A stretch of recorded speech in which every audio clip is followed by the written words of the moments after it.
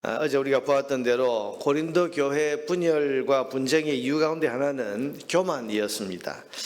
내가 너보다 더 낫다고 하는 그 교만, 그리고 내가 베드로나 아볼로 같은 위대한 분들에게 배웠기 때문에 당연히 나 같은 사람이 이 교회를 주도해야 된다로 하는 이런 교만이 교회를 결국 끼리끼리 이렇게 갈라 놓았습니다. 자, 여기에 대해서 오늘 사도 바울은 우리가 구원받은 것이 우리의 잘남이나 총명함 때문이 아니라는 것을 지금 깨우쳐 줍니다.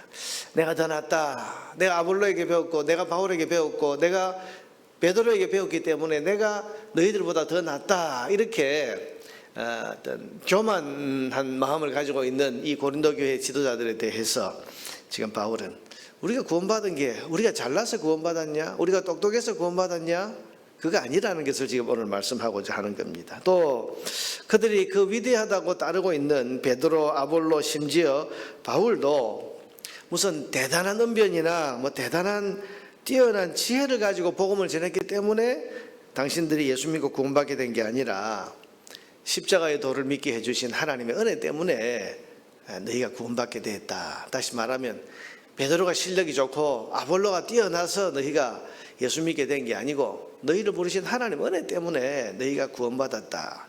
이 말을 지금 하고 있습니다. 여러분 18절을 보세요. 십자가의 도가 멸망하는 자들에게는 미련한 것이요 구원을 받는 우리에게는 하나님의 능력이라. 똑같은 십자가의 도를 듣는데 어떤 사람에게는 이게 미련한 말로 들립니다. 어떤 사람에게는 이 말이 구원의 능력이 됩니다. 이것은 그 듣는 사람이 똑똑해서 잘 알아들었기 때문에 믿게 된 게 아니고 택한 자에게 임하시는 하나님의 은혜 때문에.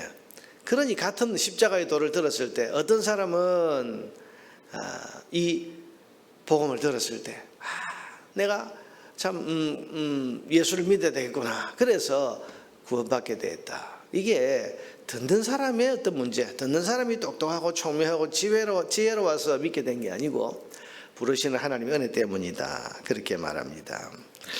19절에서 20절에 보면 기록된 바 내가 지혜 있는 자들의 지혜를 멸하고 총명한 자들의 총명을 피하리라 하였으니, 하나님께서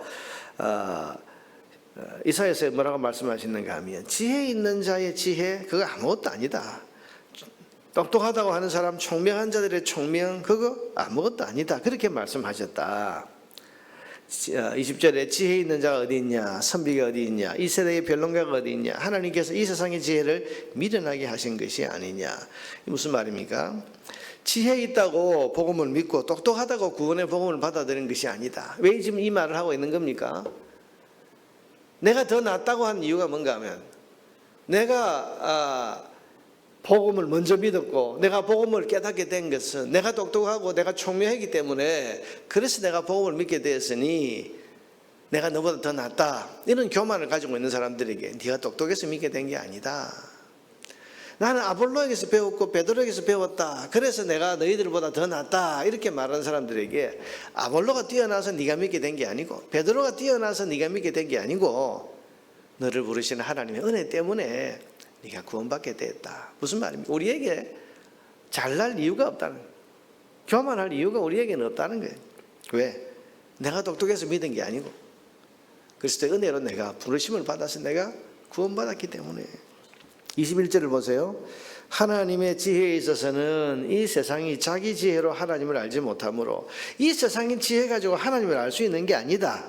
그럼 하나님께서 어떻게 하셨냐? 하나님께서 전도에 미련한 것으로 믿는 자들을 구원하시기 기뻐하셨도다. 복음이 전해졌을 때에 그 복음을 사람들이 들었을 때에 저거 누가 믿겠나 싶은 이런 어떤 미련하게 여기는 그런 것인데, 그런데 그런 것으로 어떤 사람들은 또 구원을 받는다. 무슨 말입니까? 이게 사람에게 달린 게 아니라 그런 말이죠.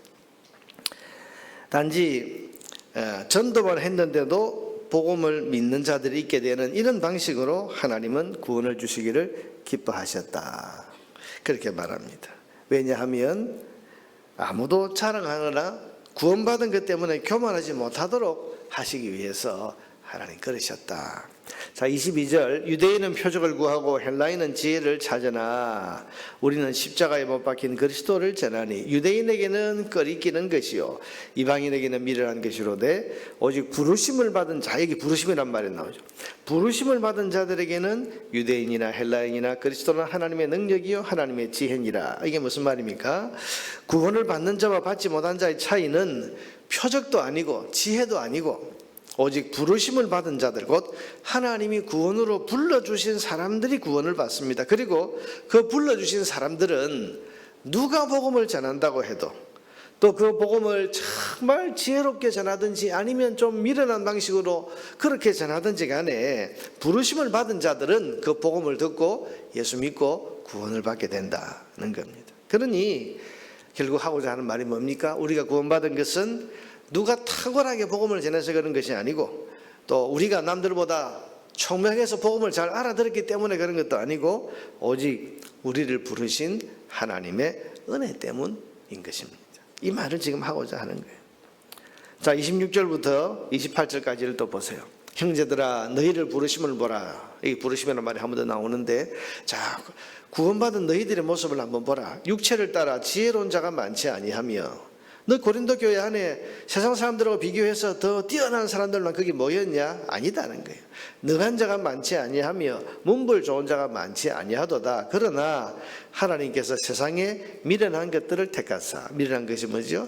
세상에서 남들보다 별 뛰어난 조건이 아닌 그런 너희들을 선택하신 것은 지혜 있는 자들을 부끄럽게 하려 하시면 똑똑하다고 설치는 사람들이 부끄럽게 하고 세상에 약한 것들을 택하사 강한 것들을 부끄럽게 하려 하시며 스스로 강하다고 주장하고 똑똑하다고 말하는 이 사람들을 부끄럽게 하려고.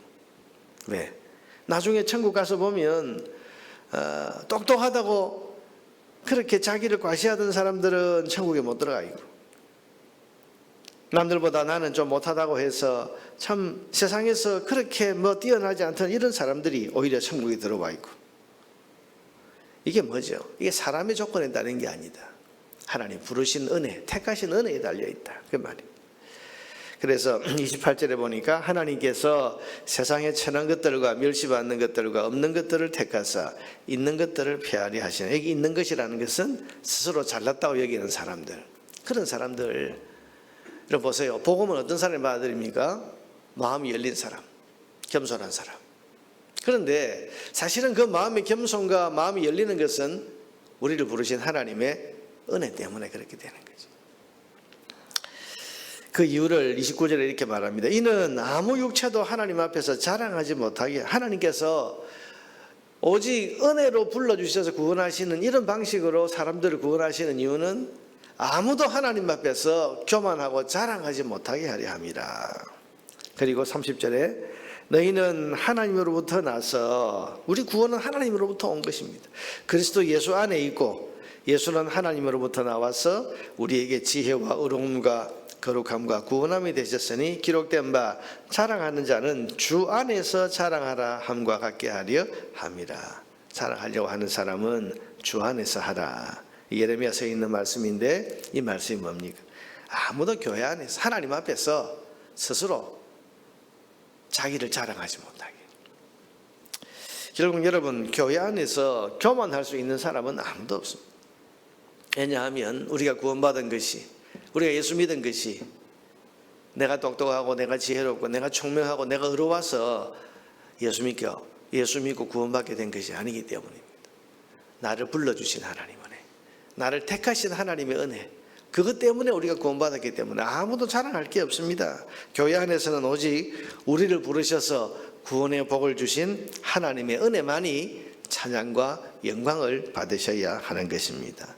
고린도 교회는 이 중요한 사실을 잊고 있었고 그래서 자기 지혜를 자랑하고 자기를 과시하는 잘못을 범해서 결국 서로 분쟁하고 분열하고 있었던 것입니다. 자, 여러분 오늘 우리의 믿음도 하나님의 은혜 때문인 것을 믿으시기를 바랍니다.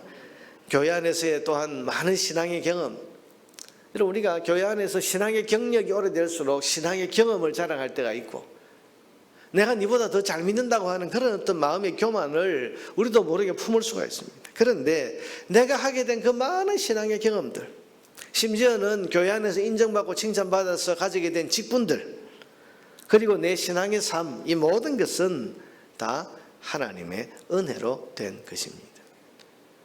하나님 은혜 아니면 우리가 어떻게 오늘까지 예수 믿는 믿음을 가지고 나왔겠으며, 어떤 사람은 자기가 대단한 신앙적 경험을 하고는 그게 자기가 남들보다 뛰어나서 그런 신앙적 경험을 한 것처럼 그렇게 교만한 사람들이 있는데, 여러분 그게 나 때문에 그렇게 된 것이 아니고 하나님의 은혜 때문에 내가 그런 신앙적인 경험들을 은혜롭게 하게 된 것입니다. 그러니 자랑할 게 없는 거죠. 감사하고 찬양하고 영광 돌릴 것만 있는 것입니다. 여러분, 자랑할 것도 과시할 것도 교만할 것도 우리에게는 없습니다. 있다면 이 모든 것을 베풀어 주신 하나님의 은혜와 그 은혜에 대한 감사와 찬양만 있을 뿐입니다.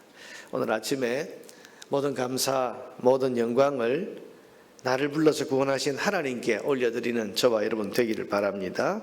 그래서 우리의 교회 생활이 늘 겸손하고, 나는 은혜 받은 사람이다, 하나님 은혜 아니었으면 하는 이 마음으로 우리가 교회 생활을 늘 해야 되고, 하나님만 높이고 하나님께만 영광을 올려드리는 순수한 우리의 신앙생활이 계속 지속될 수 있게 되기를 주님의 이름으로 축원합니다.